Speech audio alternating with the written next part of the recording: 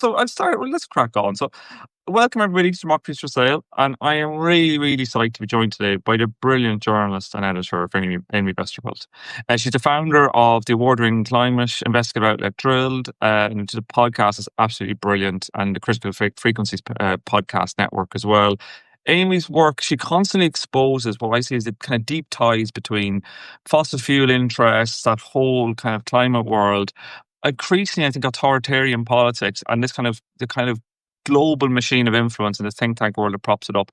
And I think what's so fascinating, one of the reasons I came into Amy's work was I could start to see how many of the people I was following in our dark money work around Democracy for Sale were actually had these huge interests in fossil fuel and in authoritarianism. And then you could start to see these overlaps. I think we'll talk through it more and more today, how these things have become more. In some ways, what we've been talking about and trying to expose for so long, Amy, is kind of out in the open now much more too. So we'll talk about, I think, hopefully we'll talk a bit about that. Yeah. And then, one of the things I said as a title, to kind of, I was looking for a catchy title for this. I talked about like technofascism versus democracy, but like what we've talked a bit more about what that means. But I think what we're really talking about here is where this kind of Silicon Valley libertarianism, our version of that, becomes, we're seeing it merge with religious extremism, cryptocurrency, this kind of skepticism and actually outright hostility to democracy. We're talking just after Nigel Farage, the reform leader, said they're going to start accepting cryptocurrency. We've got people like Curtis Yarvin, who we'll talk about in this today. There's a really interesting long read in the New Yorker this week, which I would recommend people read as well. So good. Devastating. Absolutely. It's also devastating on him as a human being as well. That's what I mean. Yeah, I'm like, man, woof. No, you could have come away from it going, no. And, and in some ways a journalist dream, but remarkably influential characters. A thing that I also came away from reading going, wow, this is incredible. And I think that is this aspect where this political ecosystem, some of the things that are in that piece would, I think, not have been published a few years ago in terms of you would struggle to get that level of access. So I think there's all of those things. Yeah. So we're going to be talking a lot about these things today. I think there's kind of a big kind of overarching question as well as, how does democracy survive in the kind of the algorithm and in the age of this kind of tech fascism? So there's a lot to unpack there. We'd be talking for, we could probably talk forever, but we won't talk forever. Towards the end, there'll be opportunity for you to ask questions. If you've got comments, do put them in as we go. But in general, we'll ask questions we'll have some questions time at the end as well. I guess I want to start. One of the reasons, Amy, that really was this piece, which I recommend people read about technofascism, that I just found so fascinating that you wrote and Drilled. I think it was back in April. And it starts with this Mormon community, this religious community. You can see this strange convergence of tech bros and the religious side of zealots. Can you just unpack this story a bit for us? Like, how did we get to Saddle Creek? Yeah. I mean, I think that it's...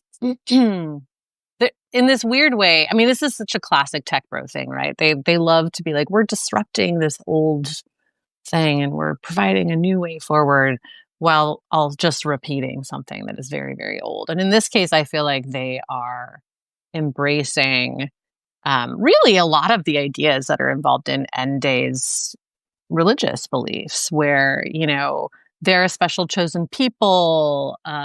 They will survive the apocalypse, the rapture, whatever you call it.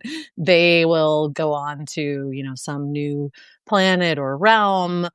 All of the people who are less than them will be left behind to deal with the mess. All of that is very present in the way that, Peter Thiel and his kind of ecosystem. This is Peter Thiel from Palantir. We've written a lot about Palantir recently. Yes, this is. This is. I mean, it's funny. Like, people used to refer to his sort of cohort as the PayPal mafia, and now I feel like it's the Palantir mafia. But it's the same group of people, basically, who really like have, they describe themselves as being sort of, the smart guys in the room, the rational thinkers, the people bringing logic to all of these things, but they have a very wacky ideology. And they're not shy about it. That's the thing that like I find really interesting is that these guys have been talking about this stuff very publicly for a pretty long time. Peter Thiel first wrote about how he thinks democracy should end in like 2009. It's not new, and he hasn't kept it quiet. No, but like I do feel like there has been a reticence amongst media and political pundits and whatever to even talk about it. Like it's almost like even when I have talked to editors about it or broached the subject, they kind of act like I'm a total crackpot sitting in the corner with a tinfoil hat, and I'm like, this isn't coming from me. Like this guy wrote it down over and over again and shared it widely. There's this line actually in that New Yorker profile of Curtis Yarvin where she's talking about Peter Thiel and Curtis Yarvin emailing back and forth, and how Peter Thiel is initially, concerned that his name is being linked with Curtis Yarvin's, and, is that bad or whatever. And then he kind of makes this comment about how, like the left doesn't believe in conspiracy theories, and that's why it's like so easy to get things past them. And I'm like, oh my God, it's so true. I was just thinking about this reading that piece, Amy, and just for people, I would recommend, as I say, people read it. But he's arguing, he basically says the linkages. People talk about linkages because you and I will often be accused of. I think at times, and I'm sure you have as well, of like, oh, you're saying such and such is giving money to these people, or they meet with them and they talk to them. This is a kind of version for conspiracy theory. I thought that quote was incredible because he's basically saying these things are so unbelievable. No one will believe that Peter Thiel, this billionaire, even before Trump, incredibly influential figure, is really close to a guy who's on the internet with a fake name, writing screeds about why we should have a monarchy, and only either Donald Trump or unbelievably Chris Christie can possibly save America. This is back in 2011. So odd. But anyway, yeah. So I'd done a project on this fundamentalist Mormon community that had a very clearly defined sort of end days, belief system. And I was also I was a reporter in the Bay Area when Tesla was getting going, and when the PayPal mafia was like forming, right? So I have kind of followed these guys for a long time, and they've been talking about this stuff for a really long time. And then there's a really great kind of like tech. She's not I don't think she would call herself a journalist. She's sort of like a critic, or has been sort of offering commentary on this stuff, and is a developer herself. This woman, Shanley Kane in San Francisco, who I remember from like way back in the day saying, whoa, these guys are these guys are fascists, and everyone being like, she's crazy, and now she's like, I tried to tell you guys for, over a decade. And a lot of the stuff that I remember her talking about is absolutely what is coming to fruition in terms of these guys really having this quasi-religious belief system about how things should be and their place in the universe and all of that stuff. And it also I just finished writing a book, so that will be out next year. Hooray. But as part of it, the book is about, the corporate capture of the information ecosystem and all of the different ways that has happened. And one of the things that I kind of got obsessed with in the course of researching that was the impact of LeBon's The Crowd on these elitists. And to me, actually, Very when I was interesting. I just actually quickly recommend Dan Hancock's most recent book, Multitudes. Actually talks a lot about Le Bon's work in the crowds. I must confess, I wasn't aware of him until I read Hancock's new book. It's do you want to talk us through this a little bit, because I think it's fascinating. I mean, he's like a French philosopher who's from an elite class, and this is he's writing. I think it's a couple hundred years, or maybe 100 years after the French Revolution, and he's like, oh, democracy is the worst. It's so obviously bad. We don't even need to talk about all the ways that it's bad, but I think it's here to stay, and here's how we're going to deal with it. And he talks about how, elites need to basically manipulate the minds of the masses to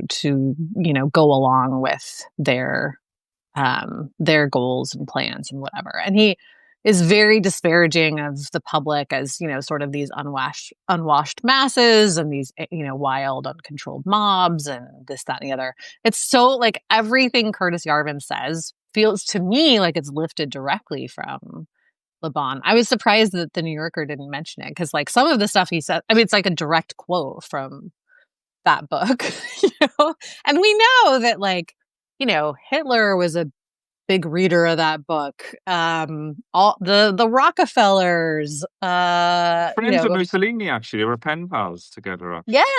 yes. Like he was kind of like he was the philosopher of the first wave of fascists back in the day. And now you have this guy, Curtis Yarvin, who is borrowing almost entirely from that, kind of mindset. And it's also this thing of, like, that Yarvin promotes as well, the idea that most people in the general public are not smart enough to be trusted with a vote. And that, actually democracy is a bad idea. And it also creates this situation where, governments have to worry constantly about being elected. So they're focused on trying to tell the masses what they want instead of governing well. And, there are parts of it where I'm sure a lot of progressives would be like, I mean, yeah, and I think that's why he's been so successful, maybe, in getting a lot of very educated people. I mean, this is the thing too that I think the left struggles with, is the idea that, like, these are not redneck racists in the backwoods of North Carolina or whatever, people like to think of the right being. These are very well educated, very wealthy, very elite people who absolutely ascribe to these beliefs and make all kinds of, very intellectualized arguments for, bog standard racism. I think it's very gross. Anyway, sorry, I'm off on a ramble. Oh, no, you're fine. No, I think it's all very interesting. I guess the two bits I want to tease out a bit more. The first, which you do in that piece on technofascism and the religious right. One is the religious right bit, which I want to get to in a second. But first, I want to kind of stay on the kind of tech side of it too, because and Thiel and Yarvin and people like that. Can you unpack, like, this idea of the First, let's start with the sovereign individual. Can you tell us about this fascinating book and its kind of relationship, not just with the UK as well? I'm going to leave that to you, actually, because you've written so well on it.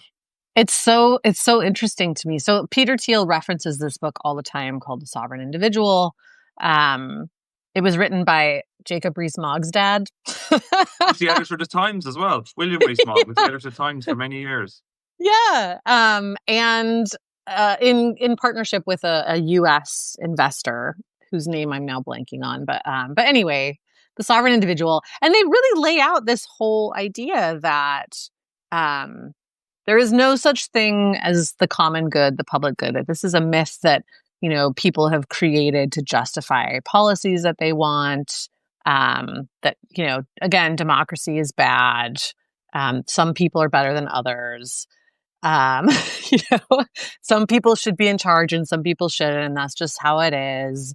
All of this stuff, and that the economy would work better if we did things in this way. They're big, like, free market evangelists, as is Peter Thiel, and that, like, we gave up too many individual rights in the formation of the social contract. So, social contract theory is like, you give up a few individual rights in exchange for the benefits of living in community with other people. So there's, military protection and certain infrastructure needs and things like that are given to you in exchange for you giving up a few of your individual rights. And their argument is, like, we gave up too many. We give up way too many individual rights, and that's why everything is broken. And if everyone had maximum individual rights and there was less and less government, and that whatever government there was run by people like us, then everything would be fine. And I feel like a really important piece of that is that they put forth this concept that, like, not only do they not believe in the common good, but they don't think anybody actually does. That they are like, no, anyone who says that is actually just trying to sell you something. We're all, like, purely self-driven, and, like, it's silly for people to pretend otherwise. And I think for a lot of people that seems ridiculous. It's like, well, of course we care about our community and this and that, but, like, no, that's what I think that it's hard. Again, I think it's hard for people to wrap their heads around like what they're dealing with here. It's like, no, these are people who genuinely do not give a shit about any concept of the public and have gone so far as to convince themselves that such a thing doesn't even exist. So like, you cannot have a conversation about what's in the public interest with someone who doesn't believe that the public interest is a thing. You know, like that's where this comes from. And it's very tied into like British aristocracy as well. That these guys That's the thing are that's really just, striking. It kind of comes out of this sense, and like yeah. what I took, I read it after the Brexit referendum, and this was Mm, there was a strain of Brexiteer thought that was very the sovereign individual. Part yep. of the buccaneering free trade Britain was this idea of a kind of we would unmoor ourselves, and it's striking. And Yeah. what kind of struck me was Gabriel Gatehouse. Actually, his podcast is good on this. Yeah. Really He good. kind of Yeah. delves into it, and you can see the thing that I'm really struck by is I can see in America much more like I can see it at a policy level now. Like this, like, do you want to tell us about the network Yeah. state and how great? Like, it feels like this is at least how I'm starting to understand the Green Mountain Project within this context. Yeah. Yeah. I mean, I think the network state, well, the network state is this idea that, sort of comes from Curtis Yarvin, and then Bajali Srinivasan writes this book called The Network State. He's a Thiel compatriot and also worked for Mark Andreessen, who's a very well-known U.S. venture capitalist. But I really feel like it's the kind of mechanization of the sovereign individual idea, where they're like, okay, well, how would we do this at scale?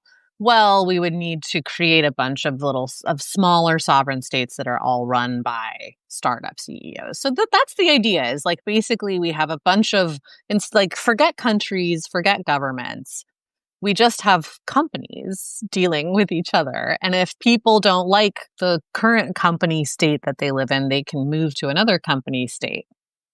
And that's their right to do that. But otherwise, it's, and they frame it. And this is what I find really interesting too, is that they always frame it as more free and more democratic. Like, they use the language of democracy to try to push these ideas. So, and you see it over and over again. Like, you see, when people talk about the network state stuff and they, promote it, it's all about freedom and how, like, we're not going to regulate medical experiments so we can have, like, endless innovation.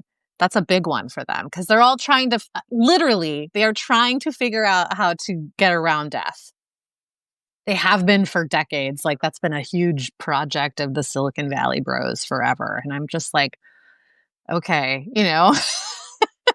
honestly, it's like, it's scary how much influence they have, because like at a certain level, these are like a bunch of little boys in rocket ship pajamas. Like, they're just ridiculous. They're like, oh, like, we're gonna go to space. And Peter Thiel's, the guy who runs Peter Thiel's venture fund now, was at the ARC conference, which I know you've written a lot about as well. And the way he was talking was just like a fever dream. It was like, we're gonna leave the planet because the planet is screwed, but we're gonna be okay. And all of this like space exploration stuff is very tied into, again, this end days thinking of like, we're gonna leave the planet and go off into our own realm here. But anyway, so Yeah. network state. There's Curtis Yarvin starts talking about this. There should be just, CEO startup states. Srinivasan writes the book, The Network State, kind of trying to map this out. And it basically is just sort of a blueprint for how you do the sovereign individual stuff at scale, where you end up with these little pockets. And they start out as, these things exist already. There's one in Honduras right That's what I was going to ask about next to Prospera. me. So tell us Yeah. about Prospera. Like this is really existing in Honduras. Yeah. It's on the island of Roatan, which is a very beautiful, beautiful place, that should be, owned and run by Hondurans, not by a bunch of foreign tech investors, that they were able to convince the previous president to create a special economic zone. So that's how it starts. They get a special economic zone that has unique rules. So either there's no tax, or there's lax regulation around certain things, or all of the above, right? So they get that set up. Then they build a community. A lot of these things start as virtual communities. So like there's the one that's been trying to buy Greenland forever, which is why the US is obsessed with Greenland now. That one has been just virtual for 5 years or something. And they have like, I don't know, a couple thousand citizens who, belong to this thing. Anyway, so Prospera, they actually have a built community. It's like people live there. There are labs there. They do a bunch of medical experimentation there because there are no regulations on medical experimentation there. So they can, and the way that they talk about it is like they have nothing slowing down innovation, right? They can, do all these things to improve quality of life and conduct these experiments without, the nanny state looking over their shoulder and all that stuff. But then actually when the government changed in Honduras, one of the first things the new president did was revoke that special economic zone, and Prospera filed an investor state dispute claim. Of course they did. So that's now making its way through that whole. This is a court in which corporates are allowed to sue states. So one of the famous cases was a coal company suing the Dutch government when they started to phase out coal. So it's a place in which companies that we know very little about. There's actually one here in the city of London. Yeah, it's this very shadowy.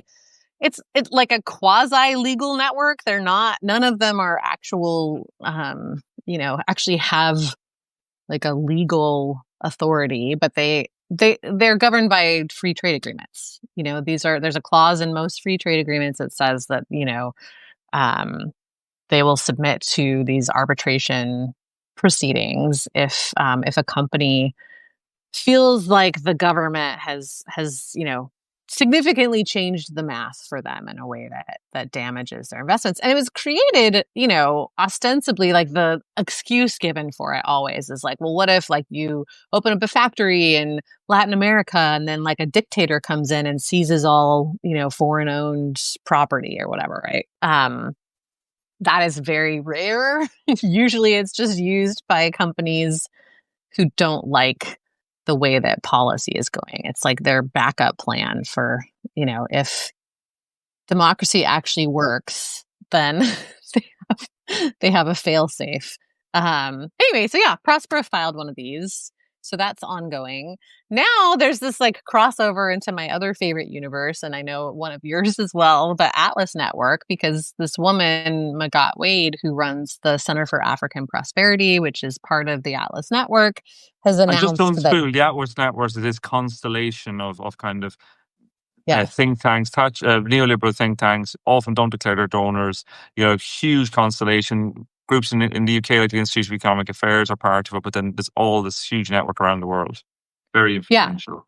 Several of the think tanks that were involved with Project 2025 in the US are part of the Atlas Network as well. They have numerous entities in Latin America, Africa, Europe, all over, almost 600 think tanks now. All of the Koch brothers think tanks are part of it too. It's a whole global thing.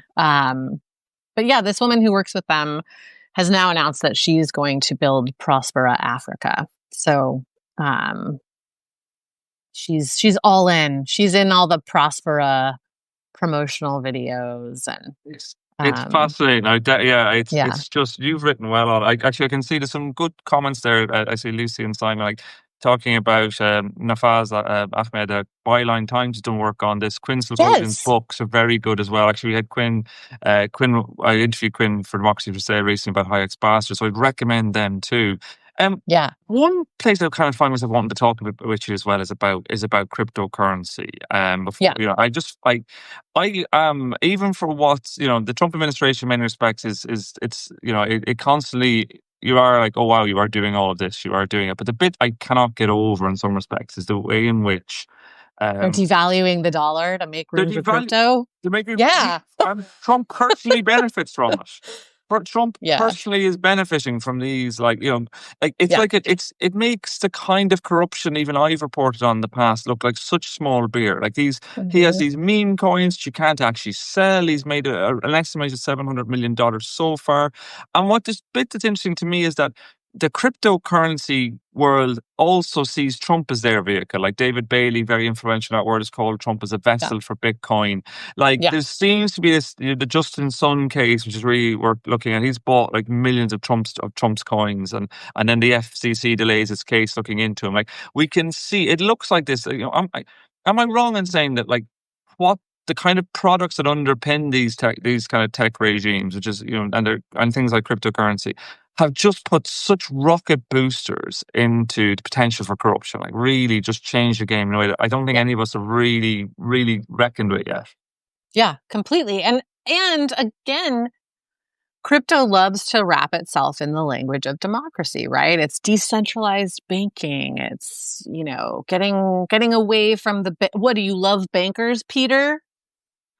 Do you? Exactly. Yeah, no, exactly. I look back, people end up having arguments where they think, in favor of, I find, like, in favor of why Trump's tariffs are bad. And I'm not an economist. Well, exactly. Yeah. Like, is this? They're able to use the language of democracy very skillfully, I think.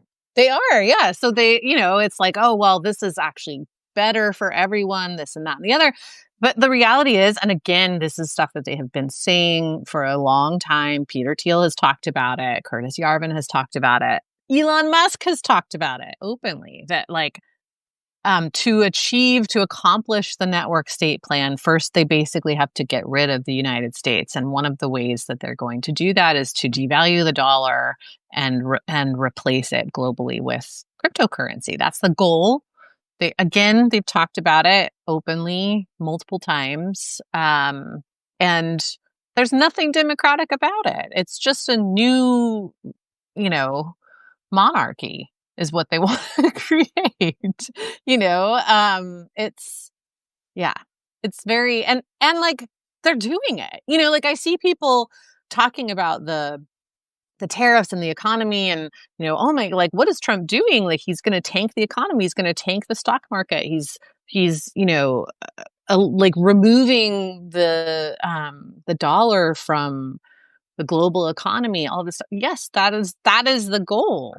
That's a feature, not a bug, to put it in tech bro speak, and yeah, it's like, I feel like it's hard for people to believe that anyone would be willing to cause that much damage just to become personally richer. But that's who we're dealing with here. You're like, yes, absolutely. Again, that's the sovereign individual thing. Like, there's nothing wrong with that. In their minds, there's no moral issue with doing that. That's just doing what, humans are supposed to be doing, that's just like living our nature.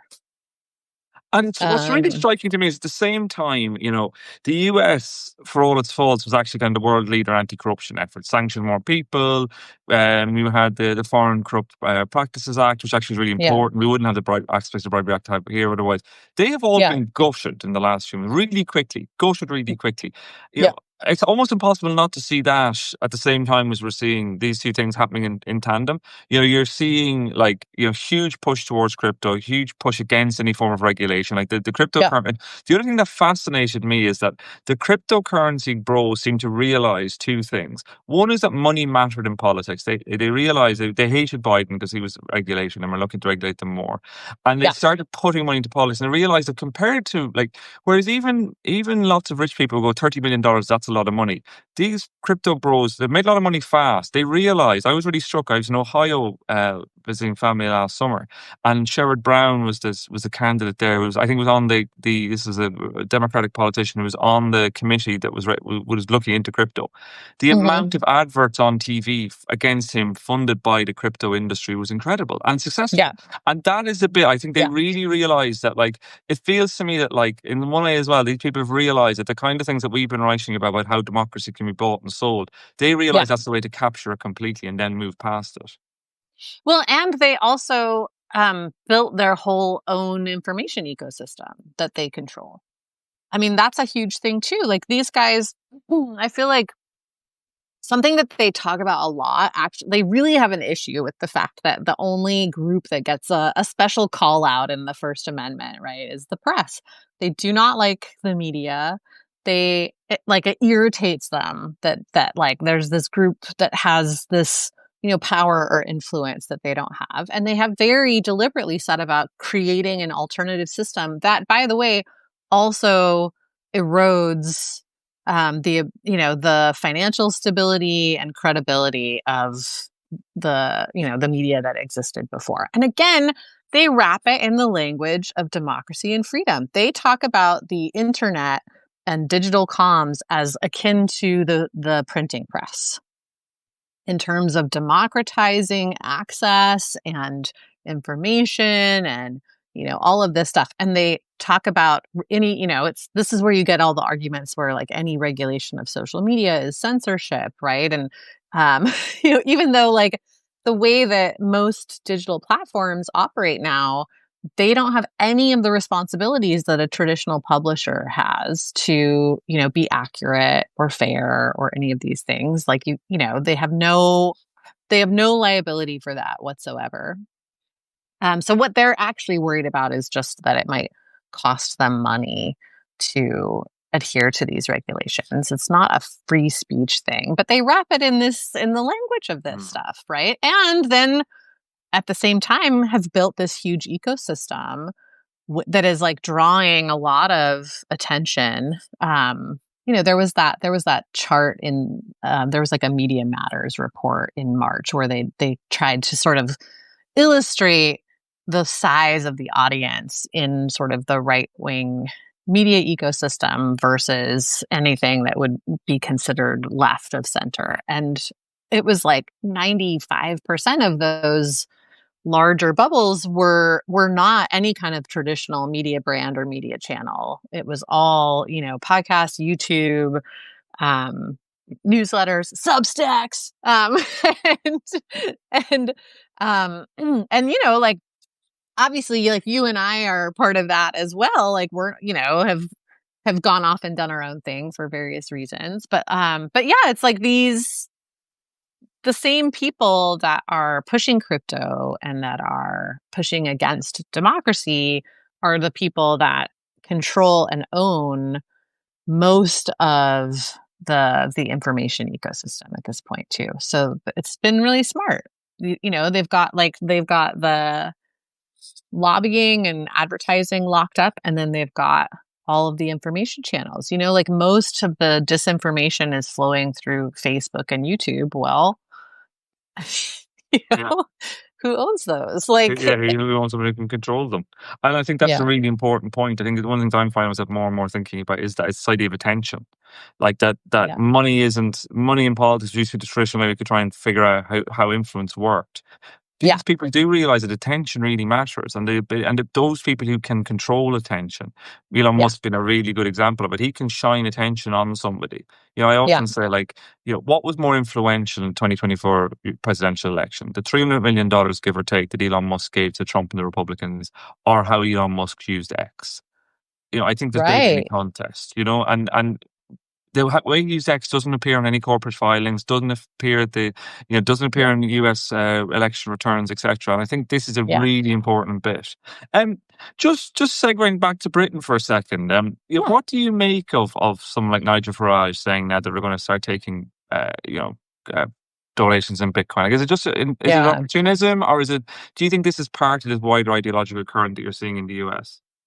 I think it's Nigel Farage is deeply intertwined with these people, as is, kind of the whole Brexit crowd. And also, I think, I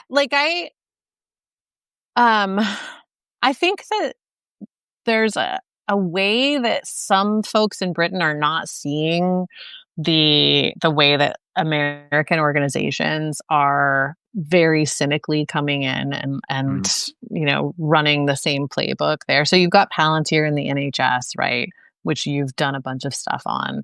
You've got Nigel Farage and his whole crew. But then you also have the Heritage Foundation just opened up an American offshoot in the UK. Gibson Dunn, which is one of the best known and most aggressively, anti-protest law firms for oil and gas, just opened a London office. There's a real infiltration in the UK from these guys. And she just ran a story at the weekend. We did an investigation, myself and Max Colbert, looking at US anti-abortion money in the UK and seeing how money was starting to come across into supporting existing organisations on free speech, but also supporting US organisations here. And a big increase. We found a 300% increase in funding for some of these. That doesn't surprise me, because a lot of those, I when everyone was kind of up in arms about Project 2025, I did a spreadsheet just looking at all of the different organizations involved, because it felt to me like, I'm sorry, I misspoke before. It's the Heartland Institute. The Heartland Institute, not the Heritage Foundation. But there's still plenty of links between the Heritage. Heritage definitely know plenty of people in the UK too. Yeah, well, I know at least one Heritage person who spends most of their time in the UK. In the UK, yeah. Even the ARC thing too has brought together. That's actually where I wanted to take the conversation globally. All of the. Yeah. Do you want to talk us through ARC? And because I think it's fascinating, the Alliance for Responsible Citizenship, which I wrote about a bit in relation to Paul Marshall. But yeah, it's such a weird little group. Big group. It's it's like the Voltron of the global alt-right. It's all of these different people coming together. It's a bunch of former Australian prime ministers, UK politicians, and Brexit folks. Jordan Peterson is sort of the figurehead of the group now. And this was something I wrote about in that piece too, that it was interesting that this year you had the tech guys showing up too. They had a whole segment on AI, and there were people from Palantir there. There were people from, Peter Thiel's universe there. Michael Schellenberger, who's like a favorite obsession of mine. He's like, how do I explain him? He is like he was a PR guy for a long time. He was a PR guy for environmental organizations. At one point, he was actually Hugo Chavez's PR guy in the US. Oh, that's okay. Yeah. He's like horseshoe theory come to life. Like, he was super far left, and then now he does the whole reformed environmentalist, reformed leftist shtick. And he has become kind of Elon Musk's de facto PR guy. He's going to Brazil and the EU and the UK, kind of pushing this content moderation is censorship thing. And he even has pushed the idea that even just having a label on content saying this has not been vetted, or whatever, that's censorship. That any kind of fascinating free speech has become the animating force as well. Because that, I was struck by, I don't know if you might have seen the State Department's Substack last week, which I think is worth, I wouldn't normally say this, but it's worth reading, in which they basically said we will meddle in overseas elections, in which there's free speech is at risk, because they talked about the designation of the AfD in Germany as an extremist organization. This is an organization which does have members who are neo-Nazi roots. And they've made it very clear. It's almost in some ways what we saw through the 50s, 60s, 70s and 80s in terms of the America being involved in overseas elections, which we did see. Yeah. But now it's turned it's not turned completely 360, but it's definitely turned 180. And what we're talking about is meddling in actually in democratic polities to push candidates of the far right. Frankly, there's no other really Yeah. way to describe them. Yeah. And again, Elon Musk is like deeply entwined with all that stuff. He was using X to try to support the extremist candidates in Germany. Brazil was another one where he, was fighting against their digital laws and whatnot, and trying to avoid. He was sent a takedown notice and didn't want to pay it and was fighting it. And Schellenberger did a whole press tour for him and also did a whole like Twitter Files Brazil thing that ended up being 100% inaccurate. Like not one single thing ended up being accurate in it.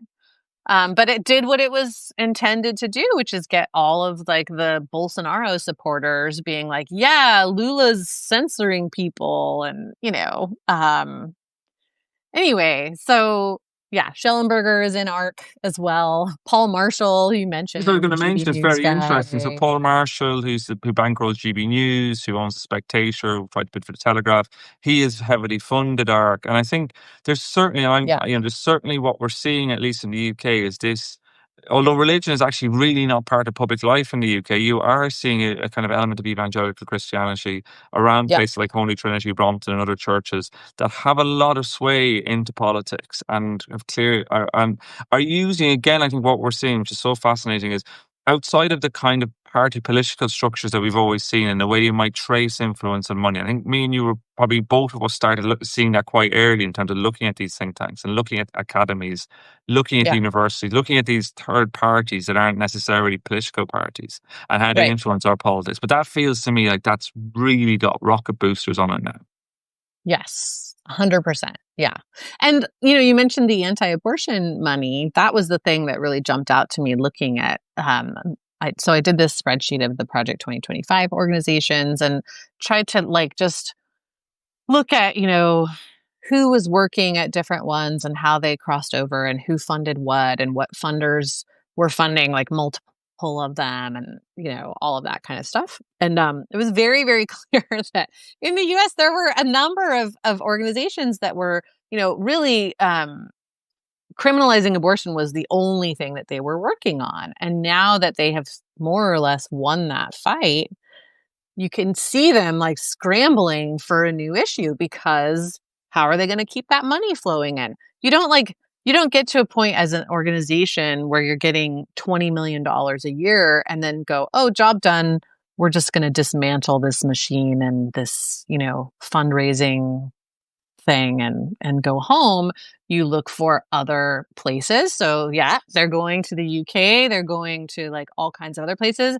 They are like a huge part of the anti-trans movement. It's all the same public interest law firms that are doing that. And those folks were all at ARC as well. So yeah, it's, I There's think a good it's, question. Sorry, there's a good question to comment. Is yeah, your spreadsheet shareable? yeah, it Can is. people find it? It is. Yes. It is. Yeah, yeah. I can. Let's see. I'm trying to think of if I can. If, Actually, I if, can. I if can you send it to find me, the I'll link send it in. out in the newsletter, Amy. Okay, If perfect. you There send we it to go. me, just email it to me. This will go out in the newsletter Okay, tomorrow. So perfect. we'll send it Yeah. out. I'll send it out. Yes, it's open source, and everyone can have a ball in there. It's interesting. Yeah, and of No, course, I it's think like it's the same group of funders that are funding all of them, and yeah, a and there's a lot of it really no, goes. totally. And it's an interesting question there actually from Lucy about Opus Dei. Actually, I spoke to Garrett Gore, Oh whose yeah, book is very interesting. We spoke with yeah. Garrett on Democracy for Sale a few months ago, and I would Mm-hmm. recommend. I'm actually going to meet Garrett for a pint tonight, but to talk about some of the Opus Dei. So for the same reason, because I want to find Yeah, out a bit more about where this is going now. And I think it is. It's striking.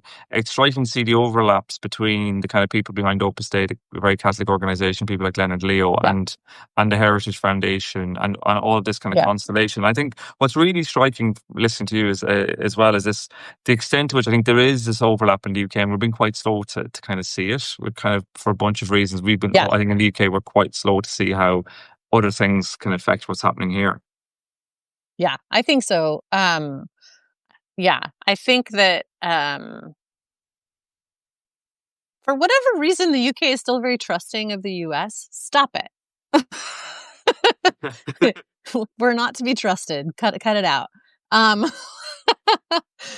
Yeah, it's weird. I don't understand. It's like, oh, well, and I think also there is a sense of like, oh, well, maybe that will happen to those like dumb Americans, but it won't take root here. But it already has. I also feel like, I have family in Scotland, and they were like totally taken in by all of the propaganda and disinformation around, the NHS and Brexit. That was like their main thing, was like, oh yeah, like if we stay in the EU, we're going to lose the NHS. They really believed it, and for them, it was like the idea that was just completely made up and a lie was like kind of surprising. In this way that I was like, oh well, like. Are you not used to politicians lying? That's what they do. But I do feel like maybe there's been more of a, I don't know, maybe there's been more of a sense that you're not supposed to do that in the UK. I don't know. But yeah, it does I'm seem. not sure about that, but there's definitely, I just think there's a tendency for us not to really look outwards and see how other people might want to. I think you could look at Russia, look at the Russia report here, even the role of China Yeah. and Iran and Britain. I think we've been very slow in Britain.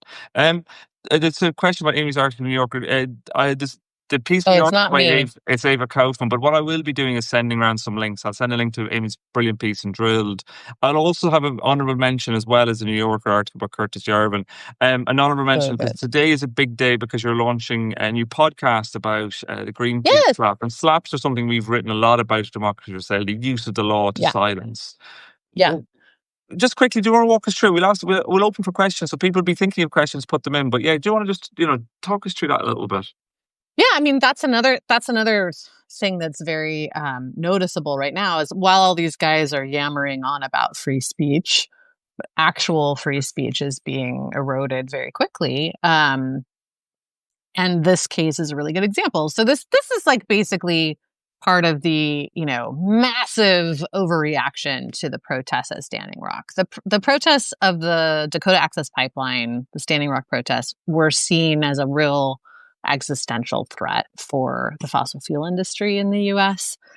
There's also like a real visceral, animating fear of indigenous people in the U.S. that I think cannot be overstated.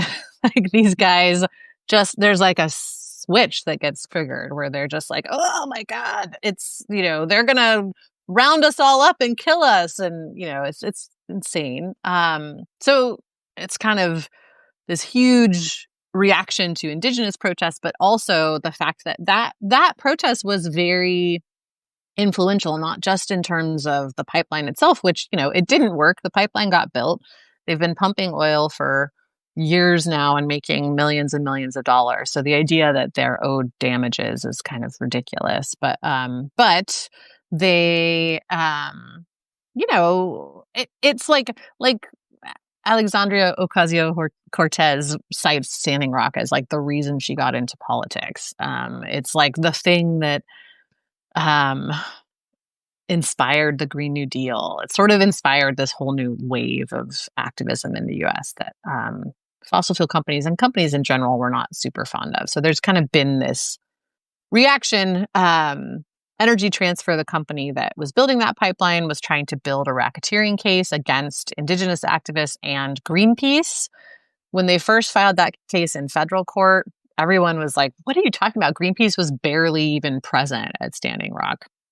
It got tossed out because they couldn't meet the requirements to prove racketeering. They refiled it in North Dakota, which is a state that does not have an anti-SLAPP statute, and kind of reframed it slightly as a conspiracy and fraud case. Now, by the time I went to trial, the conspiracy was two different parts of Greenpeace. Like, they had dropped, all of the indigenous activists had been dropped. Any other groups had been dropped. And it was just like Greenpeace International, Greenpeace US, and the Greenpeace Fund. So like apparently being part of an organization is a conspiracy. But, despite the fact that we were kind of thinking like, oh, they must have something on Greenpeace. Like there must be some piece of evidence that they're going to present that's going to be compelling here. But no, like they really, really just, all they could show is I think that Greenpeace had spent around $60,000 sending, jackets and tents and doing a few trainings on nonviolent protest. And there were 6 different people who had some tie to Greenpeace who showed up at Standing Rock as well. That's all that they had, and they fucking won. They were awarded $666 million in damages, although the final tally is still sort of being calculated. They want Greenpeace to pay for like the private security force that they deployed there, the land that they bought because it was a controversial part of the pipeline path, their PR firms. I mean, it's wild. And Greenpeace is going to appeal. That'll just go to another court in North Dakota. And then if they appeal again, the U.S. Supreme Court, which no one has any faith in being not completely in the pocket of corporations at this point. So it's scary. At the same time, Greenpeace International is countersuing energy transfer in the EU under the new EU anti-SLAPP statute. So that's the first case under that statute that'll go forward. The first hearing is July 2nd. So we could end up with a situation where the EU is saying this lawsuit is harassment, and the US is saying, hey, Greenpeace, you have to pay up. Quite remarkable. This is probably the bit where I say that in the UK, actually, we basically have almost no anti-SLAPP legislation. We have some on an economic crime, but with very little. We've written a lot about this, the cases of journalists been sued by, including Yevgeny Prigozhin, the head of the Wagner Group, and finding about that nothing had been done, had been done. It's quite remarkable, and the extent to which independent journalists in particular are hit by this, it's a genuine existential threat. It's huge.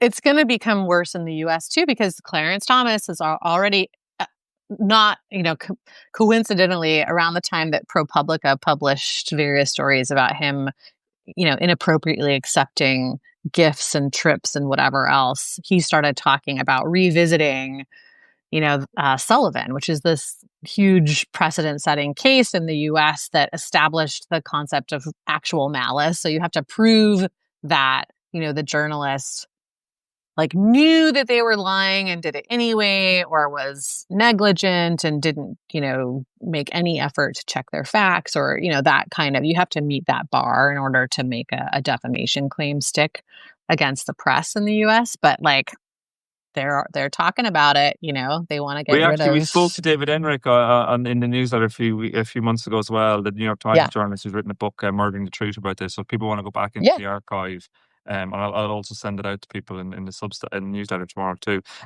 Just before just a few questions. Just Phoebe's got a question. It's kind of a bit like my round of questions going to be too. It's kind of where are the signs of hope in some ways. And she's asking, any thoughts on how we can reach the voters that matter, particularly those who are considering voting for the likes of reform in the UK? Are there efforts in the US to do this at a mass scale? How do we counter this?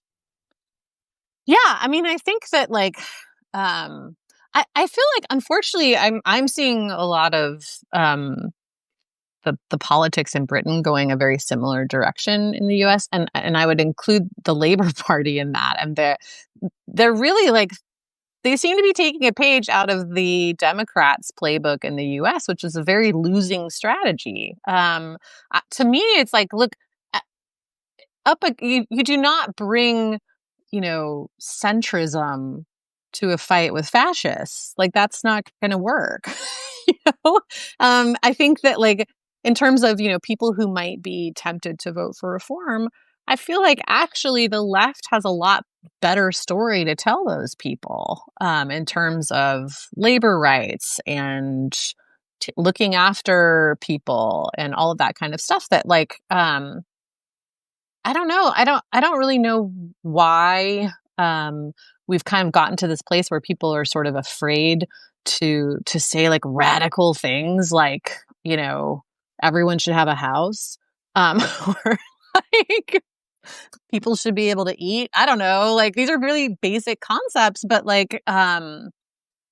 it's wild to me that like the actual elitists are the ones that have somehow managed to position themselves as like the party of the people. Yeah, I don't know. Anyway, so yeah, I would say, I mean, I feel like it's the same answer I always give about things that give me hope / what do we do about this? And it's community organizing.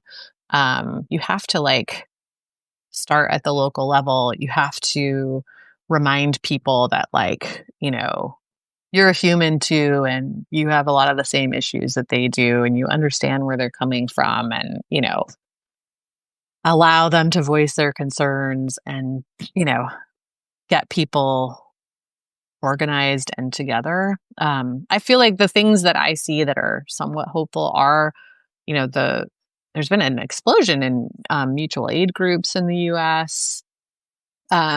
People are actually protesting a lot. It's not getting anywhere near the media coverage that it should be getting, which is scary also. But people are like, you know, trying to organize and really stand up, and that's what it's going to take. The reason all this is happening is that they're afraid of the masses. So like, let's make them afraid. You know, like they should be afraid. Right now, we're all just like, oh no, what do we do? But like, actually, we have a lot more, you know, power than they do if we get together.